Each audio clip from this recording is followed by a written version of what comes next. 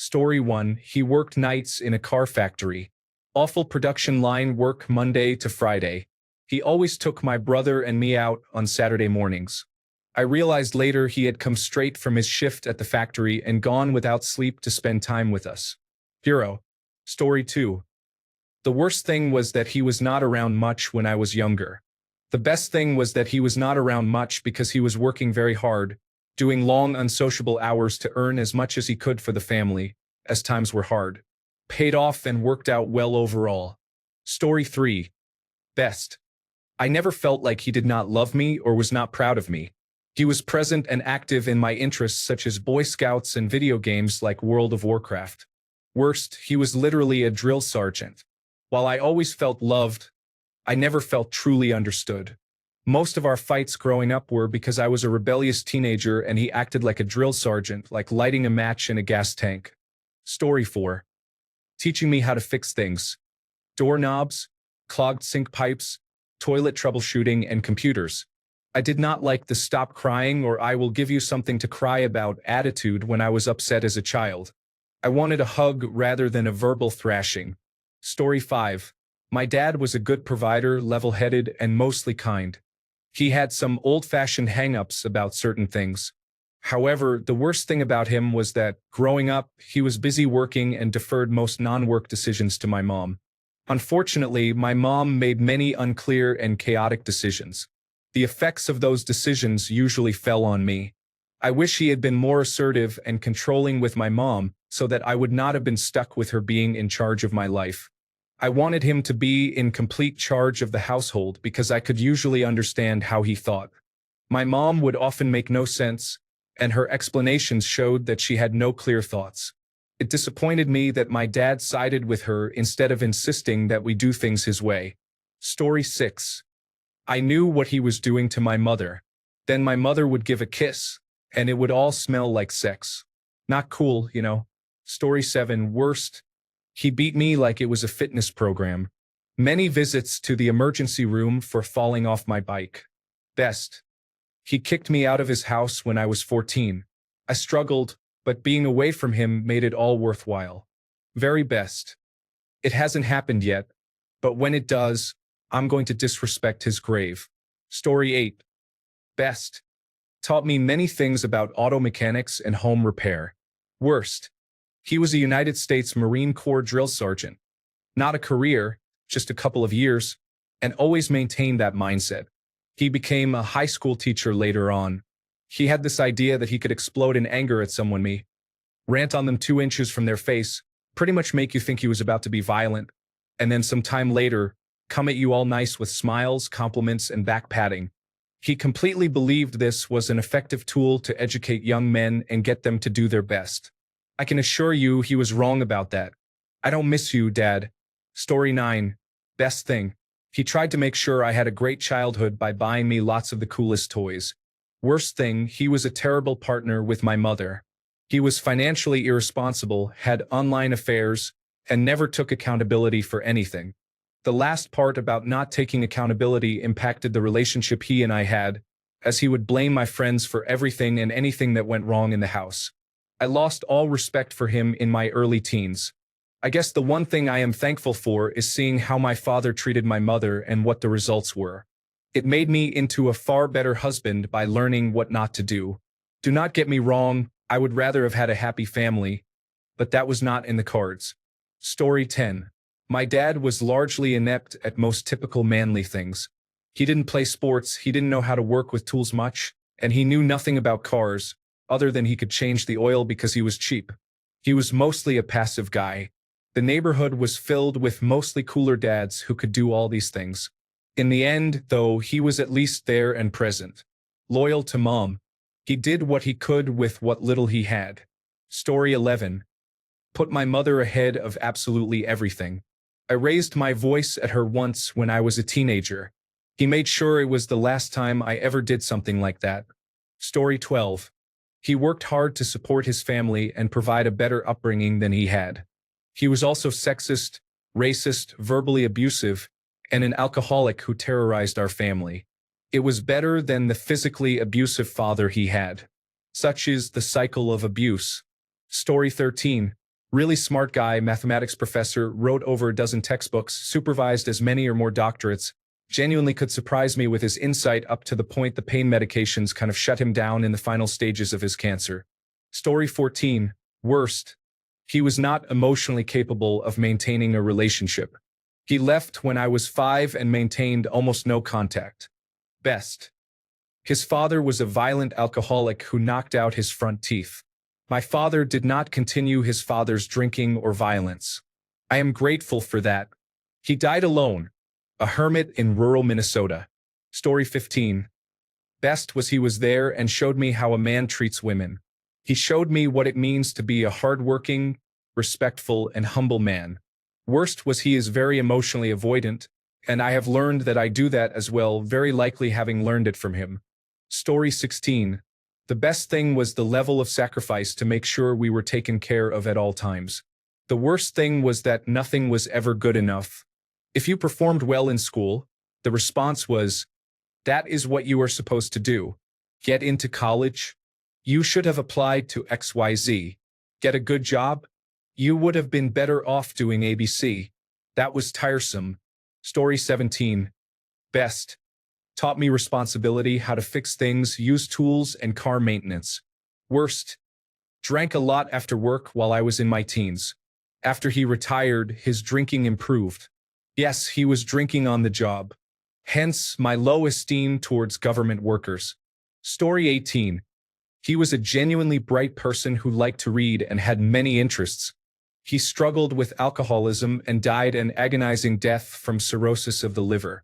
I barely spoke to him anymore at that point. He had been warned many times. Story 19. My dad recognized the toxic environment and behaviors of both his parents and his older generation and was determined not to repeat them with his children, which he largely succeeded in doing.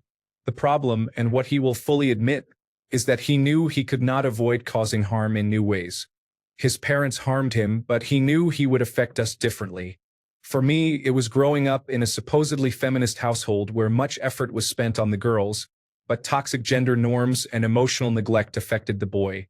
Something broke and needs to be fixed. The boy has clearly struggled with depression since about age 7. This situation was a double-edged sword. It made me quite capable when needed, but it also seriously affected my emotional state. It is something I am still trying to work through because I do not feel deserving of love. Story 20. His anger issues and his desire to teach me how to do things are both simultaneously the worst and best aspects of my dad growing up, and those aspects are closely connected. Story 21. Was I supposed to have one of those? My stepfather was the biggest piece of garbage known to man. He exuded an aura of hatred and malice. The only thing he taught me was how to hate people. Anything he did not understand was either stupid or useless. Story 22. The best thing is that he was always there when I needed him to be. He always gave me great advice and knew how to fix just about any problem I encountered. Story 23. He was there. That is the best thing. Him being like his father is the worst. The one thing I hope to change. Story 24. Best was how supportive he was. He was always enthusiastic about what we found interesting, even if it wasn't something he found interesting. He always made time to help us with homework and take us to extracurricular activities. The worst thing was how high and unwavering his expectations of me were. I was the oldest, and as a result, he placed a lot of responsibility and expectation on me. He didn't do the same for my younger siblings. He acknowledged this, and we have since moved past it, but as a teenager and young adult, it was not the most pleasant experience. Story 25. Best.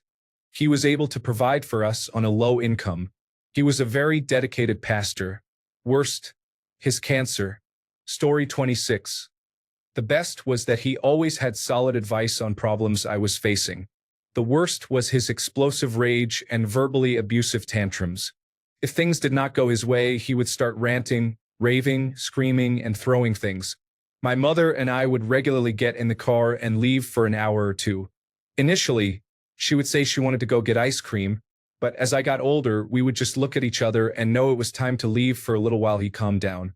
Story 27. He was cool when he was around, but he had a drug addiction, so he would disappear for random amounts of time.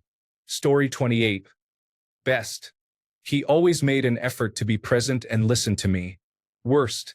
By my early teenage years, his health had declined significantly, and since my mother worked, I became his primary caretaker. Story 29. Best. He saved his money his whole life to give to me when he died. Worst. He was never in my life. Story 30. Best. He was the homie. Could always rely on him. Loving, fun, creative, intelligent, solution-oriented, with a high sense of justice. He would always protect those weaker than him. Worst. Alcoholism, drug abuse, anger issues, chronic inability to recognize his own worth. Story 31. Best. He would do anything for anyone if he could. Worst.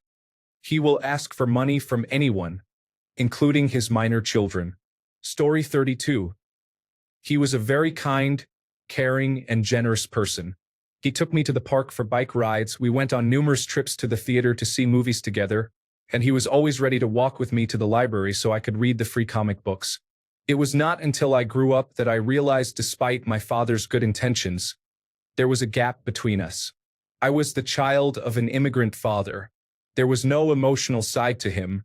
We rarely talked, or he asked me how my day was, or anything of that nature. It reached a point where I did not even know how to talk with my father anymore. Our car rides were just silent. Also, despite my father being a handyman, he never really taught me anything or tried to. I had to pay for my own classes to learn how to drive and search online for anything else to fix. Story 33. He lived 3,000 kilometers away. I am not sure if that is the best part or the worst part. At least he called, and we got to visit sometimes. Travel was a plus, I suppose. Story 34. He was fair and taught me to be honest. He was a man, and I tried to be like him, but he passed away when I was in my mid-20s, and I became my own version of him. Story 35. There was not much good about my dad. He was an alcoholic and absent most of the time. When he was home, it was like walking on eggshells because he could be explosive. After he divorced my mom, things got better because he was not around. He is also very difficult to communicate with. I learned much later that he had a horrible, difficult childhood with very poor role models. We still have a relationship, but did not for many years. Almost all of my extended family avoids him, and my only brother refuses contact. I have to respect his decision, but it is difficult for me.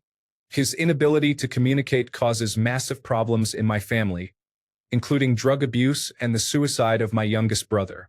These are just the highlights. I have managed to build a nice life for myself with a lot of help, both professional and otherwise. Story 36. Best. Supportive. Believed in me. Gave me great life advice. Worst. Stubborn. Failed to take his own advice. Absent for every milestone in my life. Story 37. Best qualities. Handy, reliable, strong. Negative aspect. Did not take good care of himself and often worked late into the night. Story 38. Best. Really good at supporting us financially. Worst. He was in the closet for 45 years of his life. After my mom divorced him, I lived with him. He decided to have his midlife crisis when I was 16 and basically moved across the country without giving me almost any notice. This uprooted me from all my goals and familiarity during the most crucial part of my development. Come on, Dad. Couldn't you have waited a couple more years until I was off to college? Story 39. Best thing, he made sure we had a place to live at all times. Sure, money got real tight at times, but that is life. Worst thing, he will always be right. I firmly believe now that he has been autistic his whole life, but they did not have a word for that for people born in the late 1950s. Later in life, he cheated on my mom a couple of times. Story 40. Best. He was great at drawing, mending, and building things. He would always give me money if I was going out. Worst. He struggled with mental health problems in the 1990s. He had severe anger issues and would get angry over trivial matters.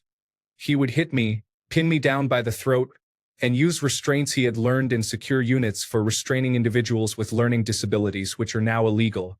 He made me bite down on soap if he disliked something I said. He used to take my toys from my bedroom while I was at school and throw them onto a bonfire in the backyard. He did this periodically until, when I was 10, he said I was too old for toys altogether. In 2009, he attempted suicide, and again in 2013. My mother divorced him in 2014. He then became an alcoholic and developed alcohol-related dementia. I stopped talking to him in 2015 and tried to reconcile in 2021 after lockdown. His alcoholism had worsened, and I did not want my children exposed to that, so I cut him off again. Earlier this year, my grandmother, his mother, passed away. He was in the hospital at the time and had to attend the funeral with carers. He did not dress for the funeral because he had no other clothes. I decided to be the bigger person and sat next to him. None of his brothers or other family members wanted anything to do with him. He did not even sit at the front with his siblings. As I approached, he smelled strongly of alcohol. I shook his hand, and he said, "Nice to meet you." I said nothing afterward. When the priest started the funeral, my father switched seats and moved away from me and my wife.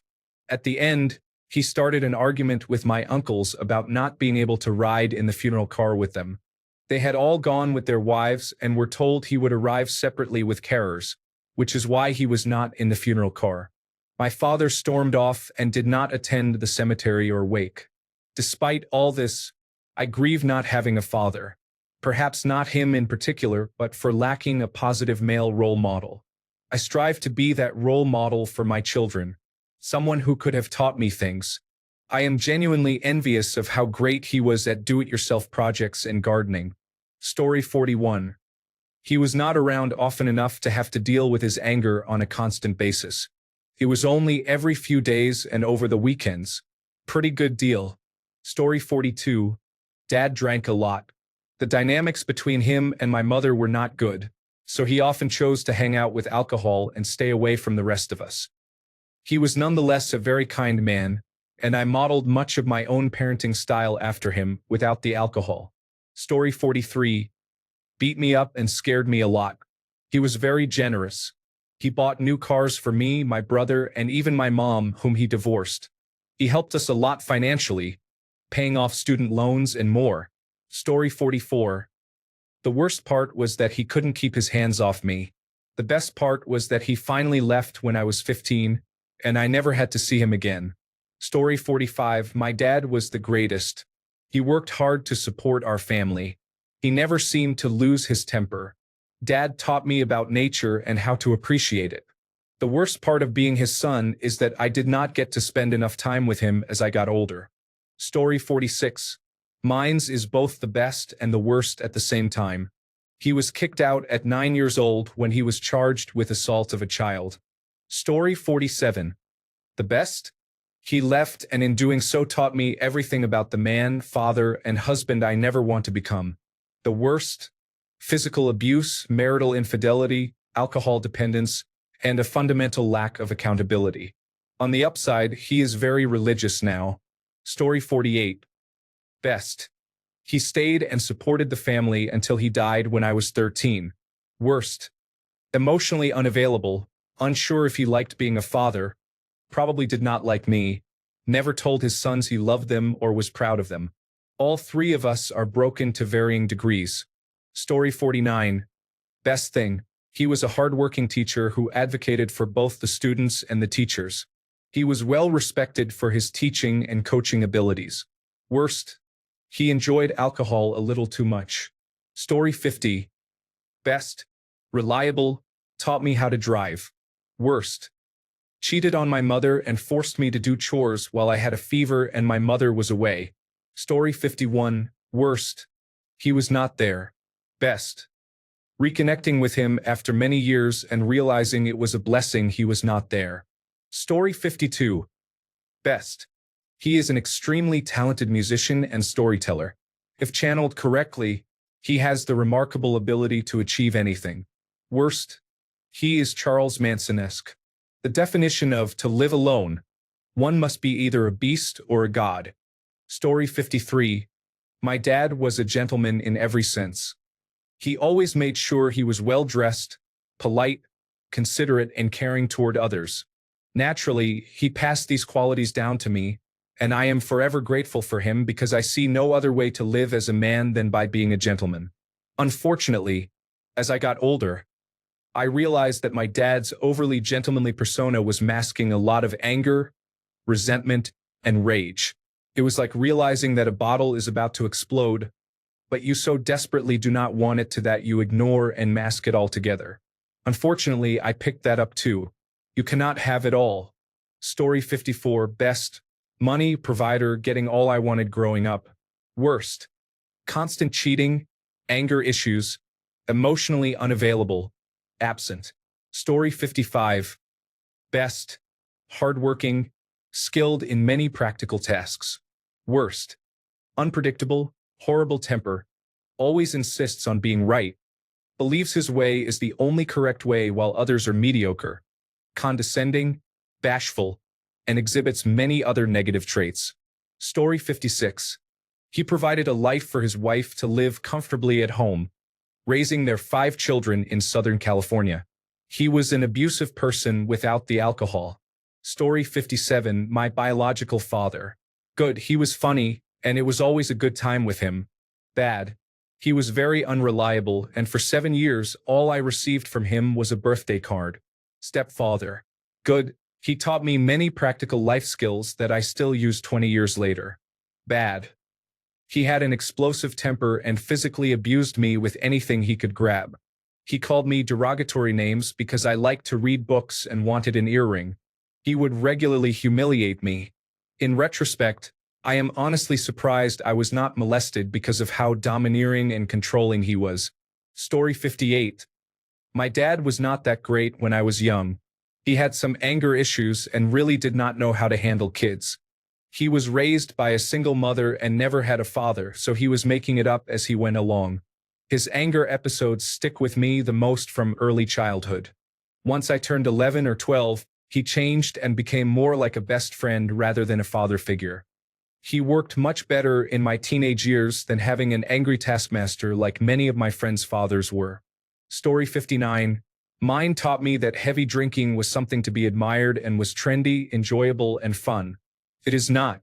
He was a Renaissance man who also told me I really was not worth talking to until I turned 40. Story 60. Best. Teaching me basic things like oil changes, brake maintenance, and routine upkeep. Worst. He could not stand up to his wife when it came to me. Story 61. The yelling. Anytime I did anything wrong or he was slightly inconvenienced, he was yelling. It was terrifying as a small child, but I think he was under a lot of stress. Later, I found out that was what he grew up with. My mom and dad were high school sweethearts. My mom told me that the first time she went to eat dinner at my dad's house, she was scared because the whole family screamed at each other at the dinner table.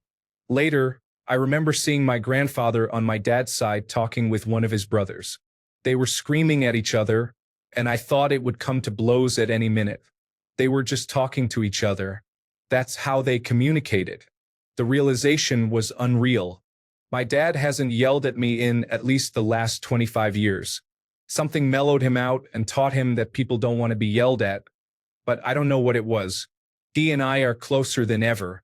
The best thing would probably be work ethic, buying high-quality tools that either make your job easier or make you money, honesty, and care. Story 62. The best. He cared for us. I have no doubt about that. The worst is how he abused us both mentally and physically, from the beatings to saying, "You forced me to whip you." Story 63. He is fun to be around and play with, but he has the emotional maturity of an 8-year-old. I cannot be vulnerable around him. Story 64. My dad was the definition of positive masculinity long before that was a term anyone knew. This may seem like no big deal to a lot of young kids, but my dad started raising children in 1978. I grew up in the 1990s in good old classic white Christian Midwest America. Toxic masculinity was the absolute norm in those days. I have never seen him say something crude about a woman or say something racist. I think he has yelled like 4 times in his life. He never threatened my sister's boyfriends or did any of that overprotective stuff. Want to play a sport? Fine by him. Want to sing and dance? Fine by him. Want to be a man who wears lipstick? Fine by him. Want to play Dungeons and Dragons? Grow your hair long and take up knitting? Fine by him. Want to lay around all day and not get a job? Absolutely not fine by him. But for real, now as an adult, I can look back and realize how lucky I was to be raised by him. Story 65. The worst thing was that he was sometimes very strict with me and my younger brother. After my little sister was born, who is 9 years younger than me, he began to mellow. He actually apologized to us a couple of years before he died.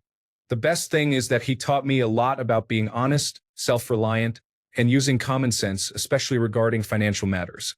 Story 66. Best was almost everything. When he was home, he was truly present. The worst was when the weather turned bad or fires broke out. He could be gone for weeks at a time. His job also required him to work out of town frequently. Story 67. Best. Wasn't around, so they didn't disappoint. Worst. Weren't around.